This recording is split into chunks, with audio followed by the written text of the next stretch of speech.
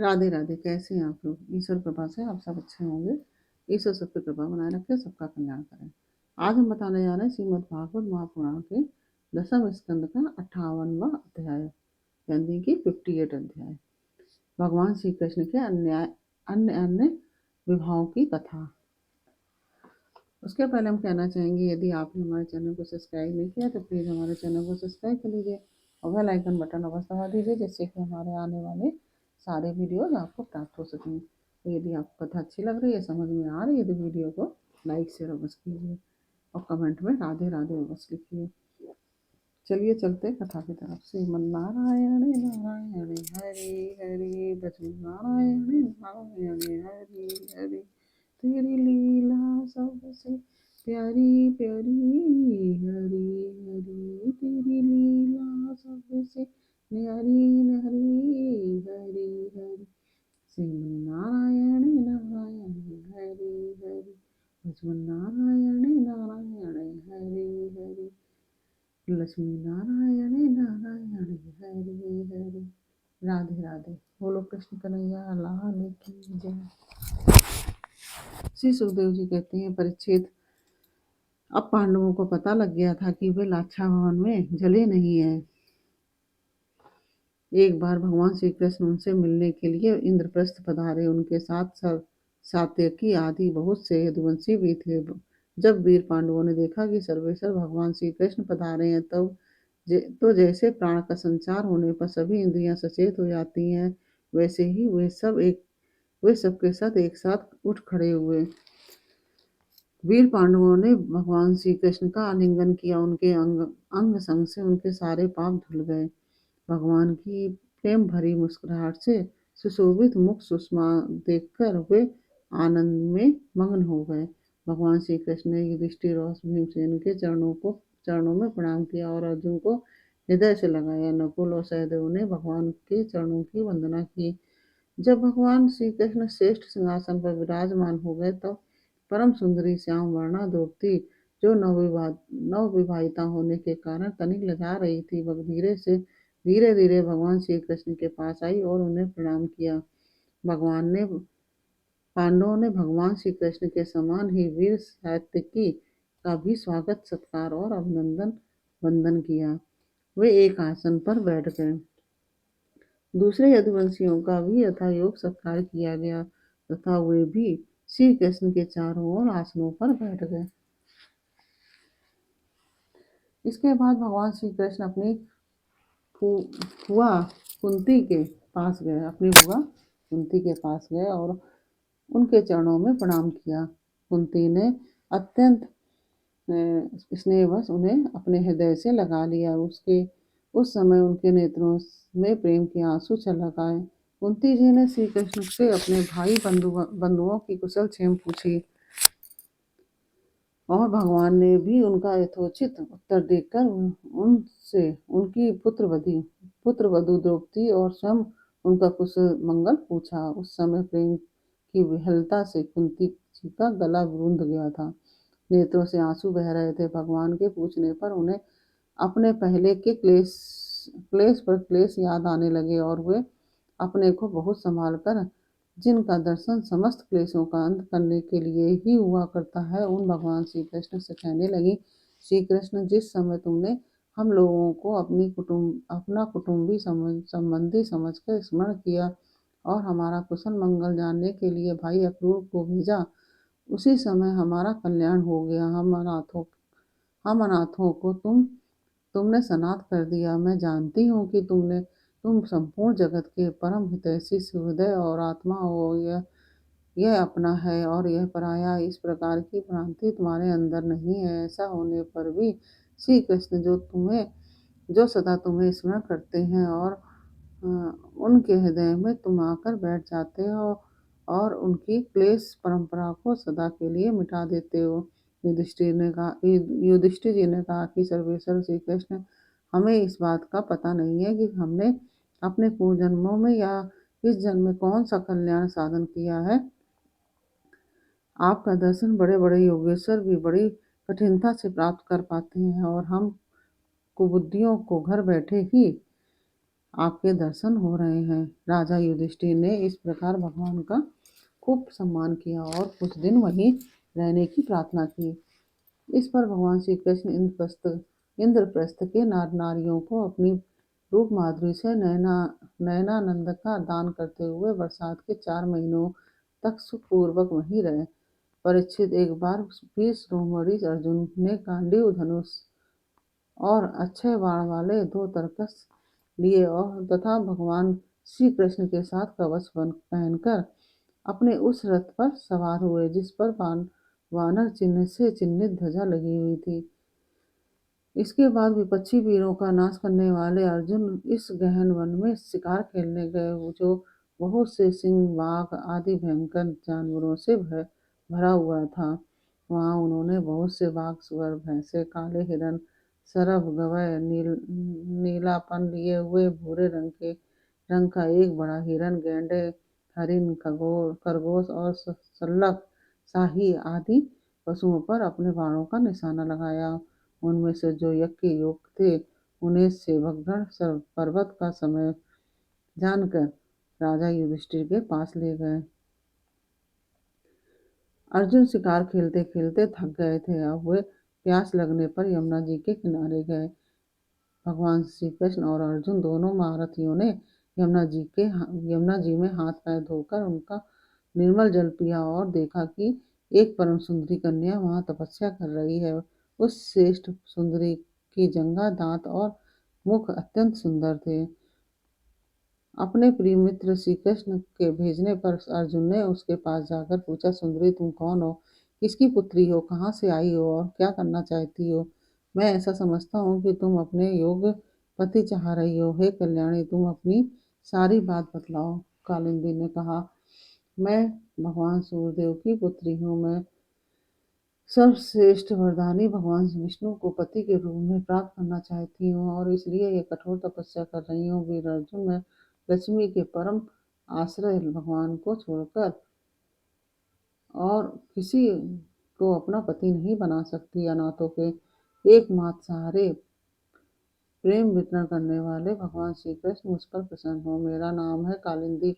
यमुना जल में मेरे पिता सूर्य ने मेरे लिए एक भवन भी बनवा दिया है, उसी में मैं रहती हूँ। जब तक भगवान का दर्शन न होगा मैं यहीं रहूंगी। अर्जुन ने जाकर भगवान श्री कृष्ण से सारी बातें कही।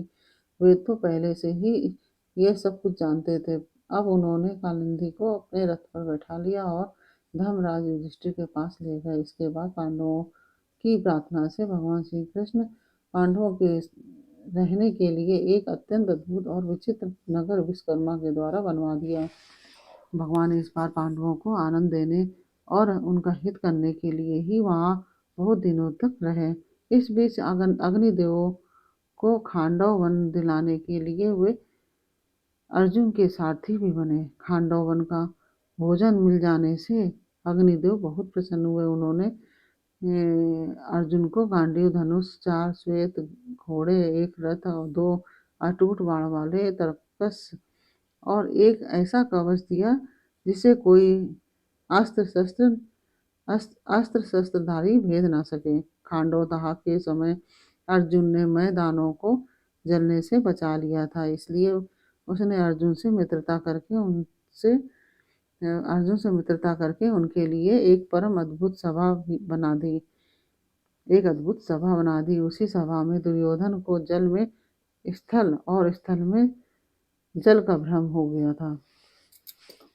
कुछ दिनों बाद भगवान श्री कृष्ण अर्जुन की अनुमति एवं अन्य संबंधियों का अनुमोदन प्राप्त करके सात्विकी आदि के साथ द्वारका लौट आए और वहां आकर उन्होंने विवाह के योग्य ऋतु और ज्योतिष शास्त्र के अनुसार प्रशंसित पवित्र लग्न में कालिंदी जी का पारिग्रहण किया। उससे उनके स्वजन संबंधियों को परम मंगल और परमानंद की प्राप्ति हुई।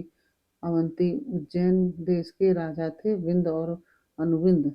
वे दुर्योधन के वशवर्ती तथा अनुयायी थे। उनकी बहन मित्रविंदा ने स्वयंवर में भगवान श्री कृष्ण को ही अपना पति बनाना चाहा, परंतु विंद और अनुविंद ने अपनी बहन को रोक दिया। परीक्षित मित्रविंदा श्री कृष्ण की फुआ राजादि देवी की कन्या थी। बुआ मतलब बुआ राजादि देवी जो थी उनकी कन्या थी। भगवान श्री कृष्ण राजाओं से भरी सभा में उसे बलपूर्वक हर ले गए। सब लोग अपना समूह लिए देखते ही रह गए। परीक्षित कौशल देश के राजा थे नग्नजित। वे अत्यंत धार्मिक थे। उनकी परम सुंदरी कन्या का नाम था सत्या। नग्नजित की पुत्री होने से वह नागनजिती भी कहलाती थी।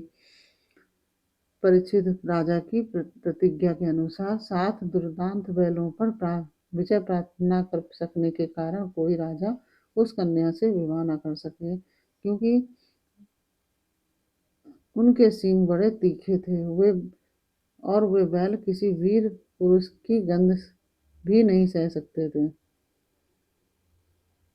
जब यदुवंश शिरोमणि भगवान श्री कृष्ण ने यह समाचार सुना तो कि जो पुरुष उन बैलों को जीत लेगा उसे ही सत्या प्राप्त होगी, तब वे बहुत बड़ी सेना लेकर कौशलपुरी अयोध्या पहुंचे। कौशल देव नरेश महाराज नग्नजित ने बड़ी प्रसन्नता से उनकी अगवानी की और आसन आदि देकर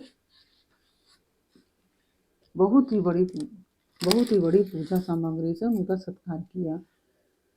भगवान श्री कृष्ण ने भी उनका बहुत अभिनंदन किया। राजा नग्नजित की कन्या सत्या ने देखा कि मेरे चिर अभिलषित रमण भगवान श्री कृष्ण यहाँ पधारे हैं, तब उसने मन ही मन यह अभिलाषा की कि यदि मैंने व्रत नियम आदि का पालन करके इन्हीं का चिंतन किया है तो यही मेरे पति हो और मेरी विशुद्ध लालसा को पूर्ण करें। नागनजिती सत्या मन ही मन यह सोचने लगी, भगवती लक्ष्मी, ब्रह्मा, शंकर और बड़े बड़े लोकपाल जिनके पद पंकज का पराग अपने सिर पर धारण करते हैं और जिन प्रभु ने अपनी बनाई हुई मर्यादा का पालन करने के लिए ही समय समय पर अनेकों लीला अवतार ग्रहण किए हैं, वे प्रभु मेरे किस धर्म, व्रत अथवा नियम से प्रसन्न होंगे? वे तो केवल अपनी कृपा से ही प्रसन्न हो सकते हैं।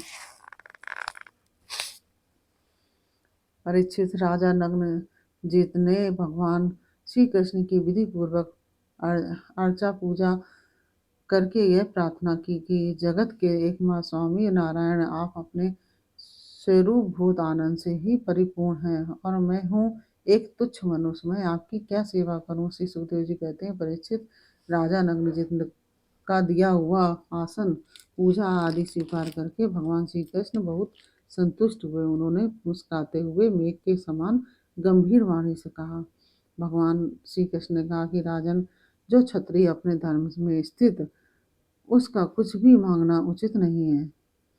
जो क्षत्रिय अपने धर्म में स्थित है उसका कुछ भी मांगना उचित नहीं है। धर्मज्ञ विद्वानों ने उसके इस कर्म की निंदा की है। फिर भी मैं आपको सौहार्द का, प्रेम का संबंध स्थापित करने के लिए आपकी कन्या चाहता हूँ। हमारे यहाँ इसके बदले में कुछ शुल्क देने की प्रथा नहीं है।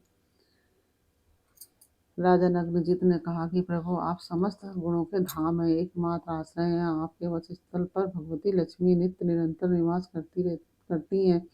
आपसे बढ़कर कन्या के लिए अभीष्ट वर भला और कौन हो सकता है? परंतु यदुवंश शिरोमणि, यदि हमने पहले ही इस विषय में एक प्रण कर लिया है। कन्या के लिए कौन सा वर उपयुक्त है, उसका बल पौरुष कैसा है, इत्यादि बातें जानने के लिए ही ऐसा किया गया है।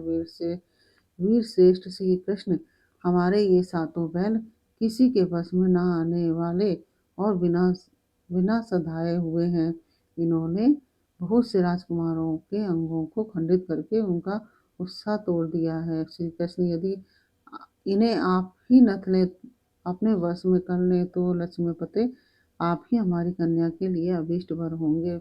भगवान श्री कृष्ण ने राजा नग्नजित का ऐसा प्रण सुनकर कमर में फेंट कस ली और अपने साथ रूप बनाकर खेल खेल में ही उन बैलों को नथ लिया।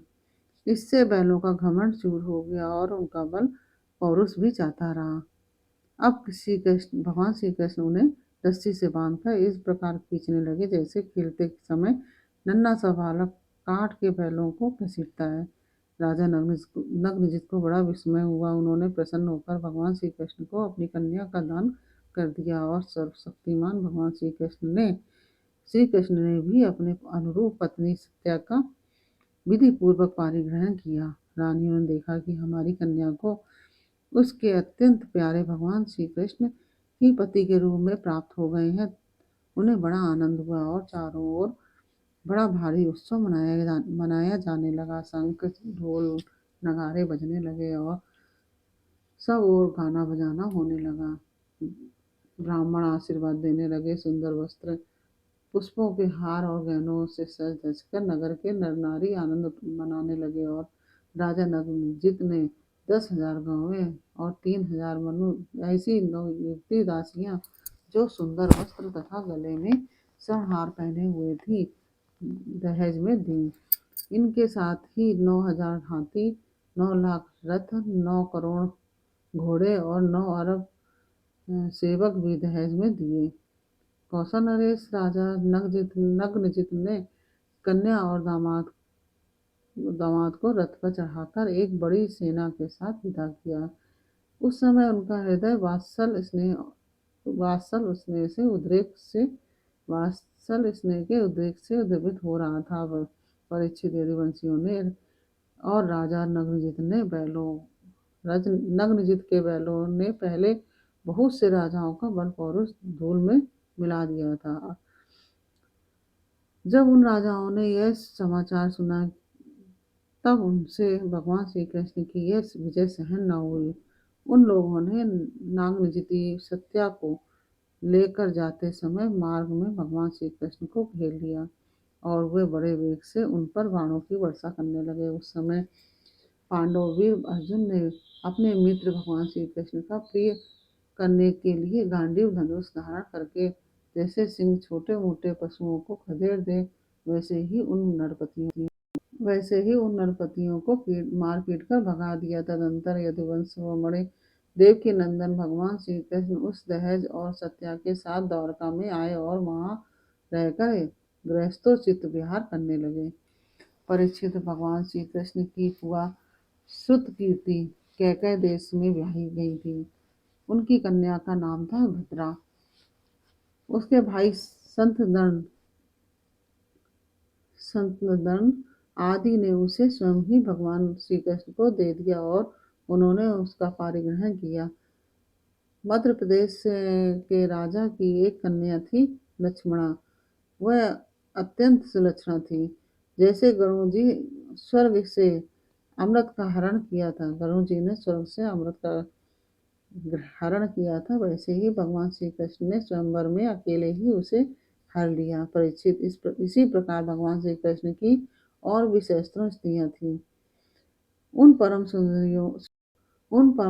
सुंदरियों को वे भौमासुर को मारकर उसके बंदीगृह से छुड़ा लाए थे। इस प्रकार से यह